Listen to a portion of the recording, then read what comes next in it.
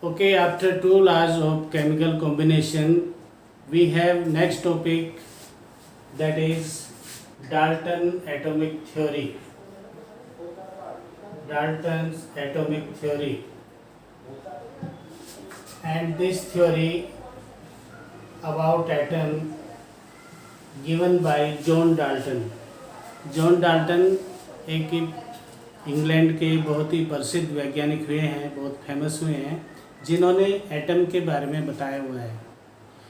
यद्यपि जो हमारे देश के बहुत बड़े संत हैं महर्षि कणाद, उन्होंने 500 BC पूर्व ही बता दिया था कि कोई भी चीज़ जो है, कोई भी सब्सटेंस है, वो बहुत छोटे छोटे पार्टिकल से मिलकर बना है और उन पार्टिकल्स को बोलते हैं परमाणु.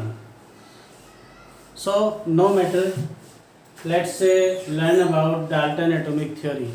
First point is, every matter is made up of very tiny particles known as atom. Every matter is made up of tiny particles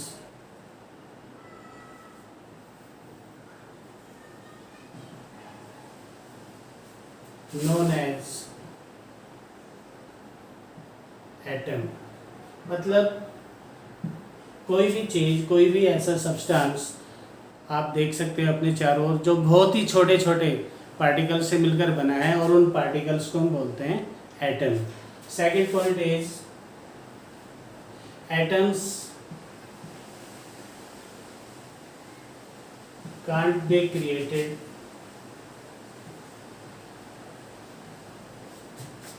nor be destroyed.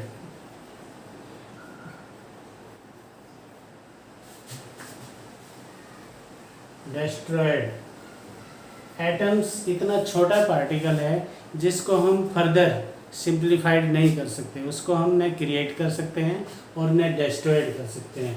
Number 3 points, atoms of given elements are identical in mass and chemical properties. Atoms, all atoms of a given elements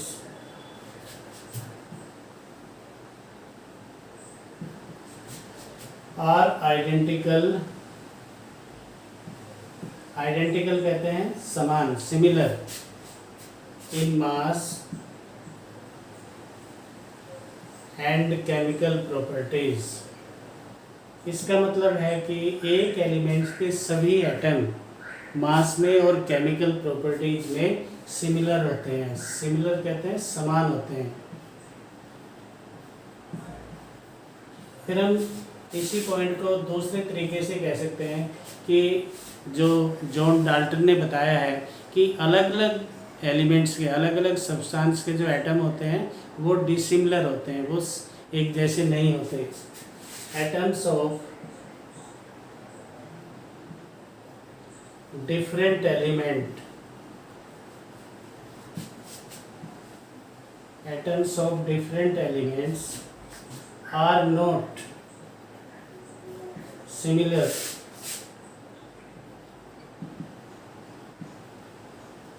in mass and chemical properties.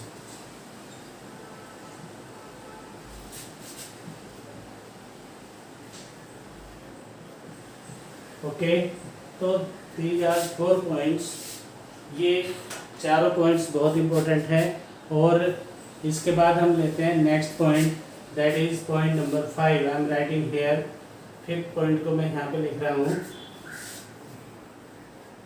आपको अपनी notebook में साफ साफ writing में लिखना है और इन सब पॉइंट्स को रिवाइज भी करते रहना है. Next one is, combination of atoms of different elements take place in a simple whole number ratio. Combination of atoms of different elements. 5th point, combination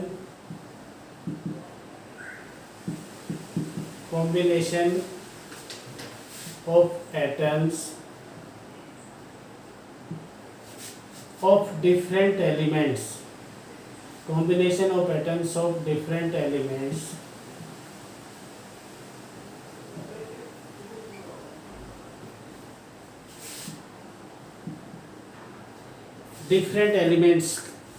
combination of atoms of different elements take place in a simple whole ratio number, take place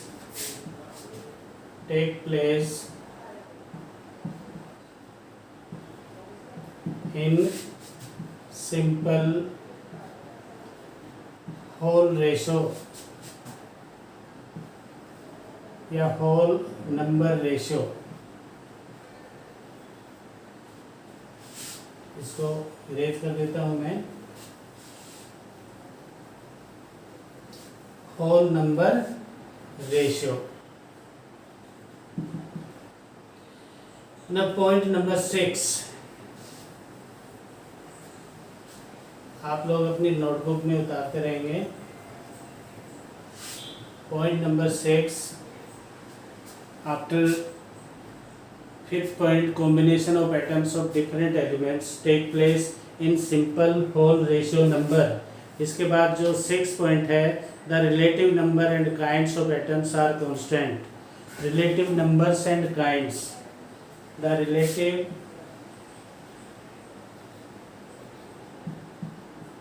number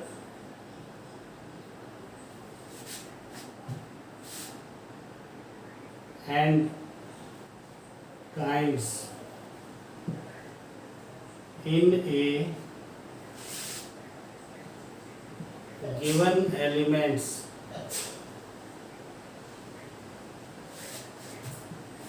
are constant।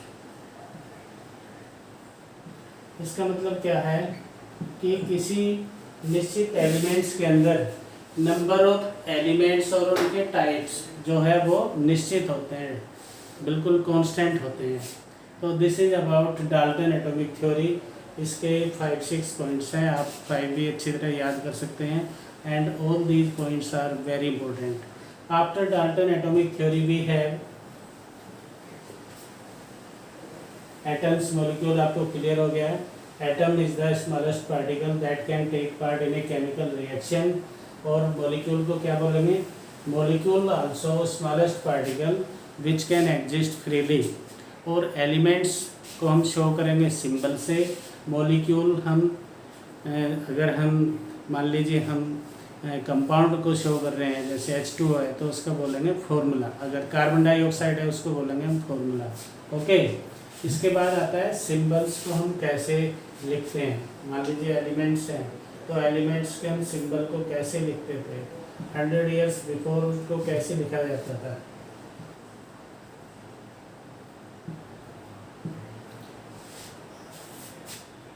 आज से लगभग 100 years before कोई uniformity नहीं थी। तो hydrogen को कैसे लिखा जाता था? हाइड्रोजन के लिए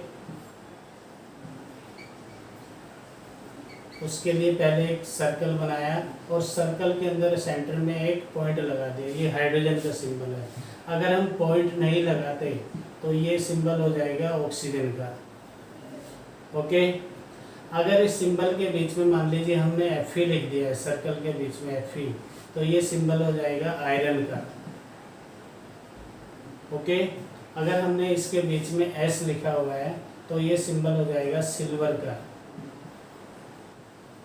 अगर इस सर्कल के बीच में L लिखा हुआ है तो ये सिंबल हो जाएगा किसका? लेड का। लेड कौन सा एलिमेंट है? सीसा। तो पुराने टाइम में यूनिफॉर्मिटी नहीं थी और इस तरह से सिंबल दिए गए थे। लेकिन लेटर ऑन एक ऑर्गेनाइजेशन सेटअप हुआ साइंटिस्ट का, और उस ऑर्गेनाइजेशन को हम बोलते हैं IUPAC।